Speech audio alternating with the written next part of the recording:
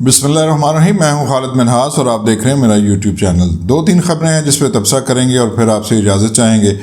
سب سے پہلے ہم چلتے ہیں بھارت نے روس سے تیل خریدنا بند کر دیا ہے، اور یہ جو معطلی ہے یہ اس وقت ہوئی ہے جب امریکہ نے بھارت پہ 25% ٹیرف عائد کرنے کا اعلان کیا، اور اس کے ساتھ ساتھ اسے کہا گیا کہ اسے جرمانہ بھی ادا کرنا پڑے گا۔ تو جیسے ہی یہ خبر آئی، بھارت نے روس سے تیل لینا بند کر دیا ہے، اور یہ اثر ہوا ہے ڈونلڈ ٹرمپ کی جو بیانات ہیں، جو ڈونلڈ ٹرمپ کی پالیسی ہے، اس کے سامنے بھارت کی حکومت اور مودی نے ایک بار پھر سے سرنڈر کر دیا۔ اس کی حقیقت کیا ہے وہ بھی ہم آپ کو بتائیں گے، اور اس کے ساتھ ساتھ آپ کو یہ بھی بتائیں کہ چونکہ POR کارڈ ہولڈر کی ڈیڈ لائن ختم ہو چکی ہے، تو وفاقی حکومت اور صوبائی حکومتیں اس حوالے سے کیا اقدامات اٹھا رہی ہیں،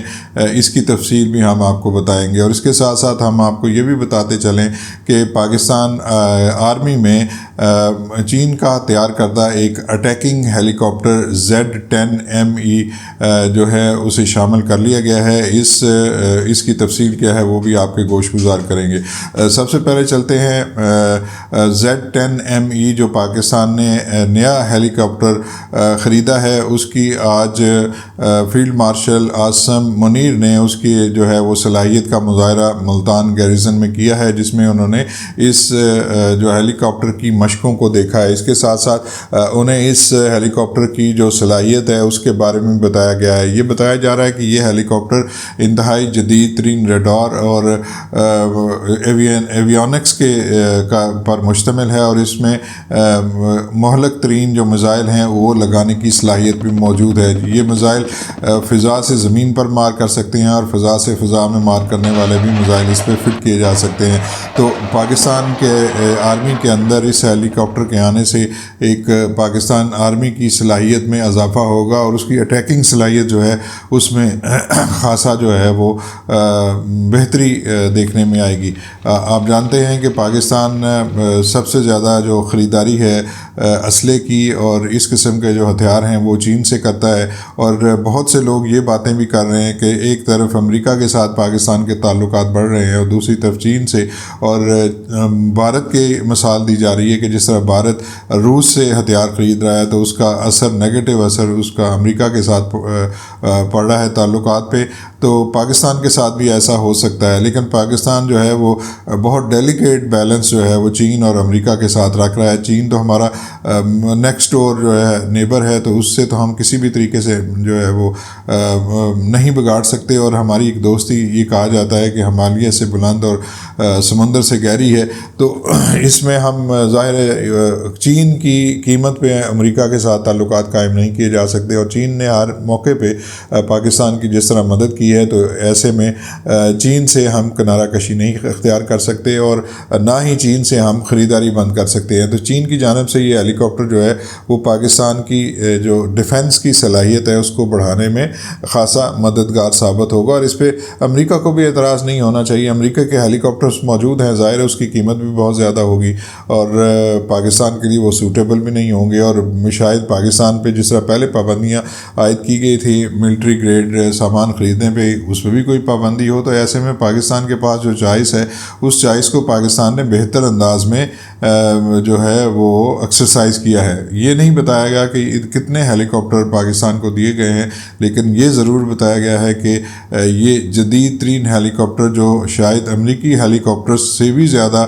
صلاحیت کا حامل ہے وہ پاکستان کی آرمی کا حصہ بن گیا ہے۔ تو یہ بڑی خوش آئند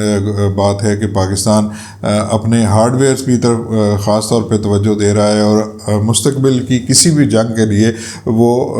ہر لمحہ وہ تیاری کرتا رہتا ہے۔ اور آپ جانتے ہیں کہ جس طرح کمینہ دشمن ہمیں ملا ہے اس میں ایک دن بھی ضائع نہیں کیا جا سکتا، اور اپنی تیاریوں اور صلاحیت کو بڑھانے کے لیے پاکستان آرمی اور پاکستان ایئر فورس اور پاکستان نیوی جو ہے وہ دن رات کام کرتے ہیں، اور ہمارے جوان ایک جذبے کے ساتھ ان ہتھیاروں سے جو ہے وہ اپنے آپ کو ہم آہنگ بھی کرتے ہیں اور لڑائی کے لیے بھی خود کو تیار کرتے ہیں۔ اب چلتے ہیں جی بھارت کا 25% ٹیرف عائد کیا گیا تھا، اور اس کے ساتھ ساتھ یہ جرمانہ عائد کرنے کا بھی اعلان کیا گیا تھا، کیونکہ بھارت جو ہے وہ روس سے تیل خرید رہا تھا۔ تو اس اعلان کے آنے کے بعد اور ڈونلڈ ٹرمپ کی دھمکی کے بعد مودی نے سرنڈر کر دیا، اور جو تیل خریدا جا رہا تھا روس سے، اس کی جو خریداری ہے اس کو معطل کر دیا گیا ہے۔ ویسے آپ کو یہ بھی بتا لیں کہ جو سستا تیل خریدا جا رہا تھا روس سے، اس کا بھارت کے عوام کو کوئی فائدہ نہیں تھا کہ بھارت کے عوام کو اس سے کوئی جو ہے وہ ریلیف ملے۔ یہ تیل جو ہے وہ مودی کے جو دوست ہیں اڈانی گروپ، وہ امپورٹ کرتا تھا، اور پھر اسے مختلف اس کی پروڈکٹس بنا کے اسے ایکسپورٹ کر دیتا تھا۔ تو جو انڈیا کی مارکیٹ ہے اس میں تو اس کا کوئی شیئر ہی نہیں جا رہا تھا، تو اس لیے عوام کو تو وہ کوئی نقصان نہیں ہوا۔ تاہم جو مودی کے جو دوست ہیں اور جو سرمایہ کار ہیں انہیں بہت بڑا نقصان اب ہوگا، کہ ظاہر ہے وہ اب اس کی ری ایکسپورٹ نہیں کر سکیں گے۔ روس سے آنے والا سارے کا سارا تیل ری ایکسپورٹ ہو رہا تھا، تو اس پہ عوام کو تو کوئی مسئلہ نہیں ہوگا، لیکن جو ان کے دوست ہیں ان کے لیے خاصی مشکل صورتحال پیدا ہو جائے گی۔ 25% ٹیرف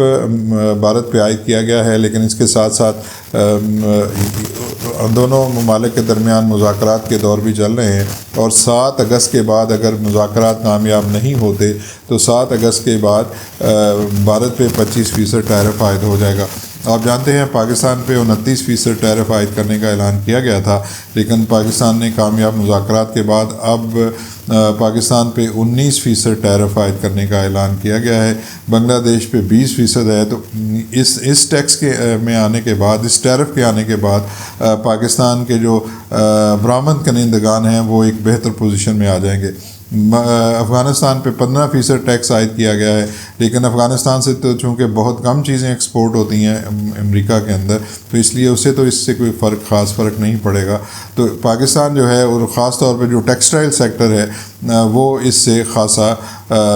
فائدہ حاصل کر سکتا ہے۔ اب چلتے ہیں جی افغان مہاجرین کی جانب۔ افغان مہاجرین کو دی جانے والی ڈیڈ لائن ختم ہو چکی ہے۔ اب ACC کارڈ ہولڈر ہوں یا POR کارڈ ہولڈر ہوں، وہ سب کے سب غیر قانونی قرار دیے جا چکے ہیں۔ وفاقی حکومت کے وزارت داخلہ نے تمام IGs کو اور تمام سیکریٹریز کو، چیف سیکریٹریز کو، انٹیلیجنس ایجنسیوں کے سربراہان کو، ان کو خط لکھ دیے ہیں، اور یہ کہا ہے کہ POR کارڈ ہولڈر کی مدت ختم ہو چکی ہے، لہٰذا جتنے بھی انلیگل طور پہ لوگ رہ رہے ہیں ان کی واپسی کے لیے جو ہے وہ مہم کو تیز کیا جائے اور تمام تر انتظامات کیے جائیں۔ اس خط کے سامنے آنے کے بعد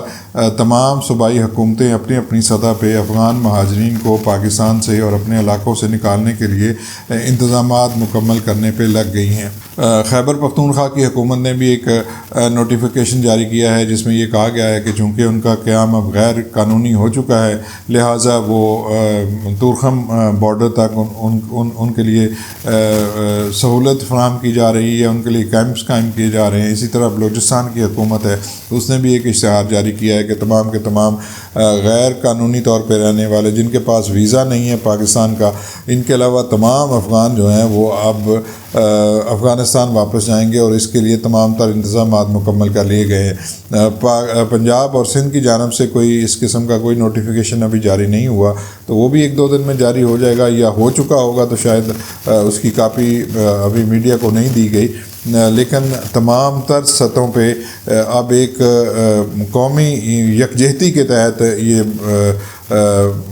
جو ہے نوٹیفیکیشن جاری ہوئے ہیں، جس کے تحت تمام افغانوں کو یہاں سے نکالا جائے گا۔ آپ کو یہ بھی بتاتے چلیں کہ تھانے کی سطح پہ افغان مہاجرین کی فہرستیں تیار ہو چکی ہیں، اور جو ہماری انٹیلیجنس ایجنسیاں ہیں انہوں نے بھی اپنا انپٹ دیا ہے، اور وہ بھی اس بات پہ نظر رکھیں گی کہ کتنے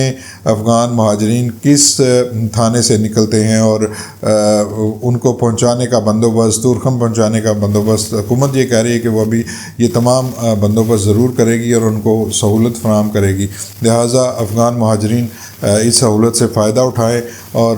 رضاکارانہ طور پہ واپس جانے کے اس عمل میں شریک ہوں۔ دوسری صورت میں اگر یہ سب نہیں ہوتا تو پھر ظاہر ہے قانون نافذ کرنے والے ادارے اور پولیس ان کو زبردستی گرفتار کر کے تورخم بارڈر سے جو ہے وہ افغانستان بھیج دے گی۔ تو اب یقین ہوتا جا رہا ہے تھوڑا تھوڑا کہ شاید حکومت جو ہے اسے سمجھ آ گئی ہے کہ کسی بڑے سہانے سے رونما ہونے سے پہلے ان افغانوں کو پاکستان سے واپس بھیجنا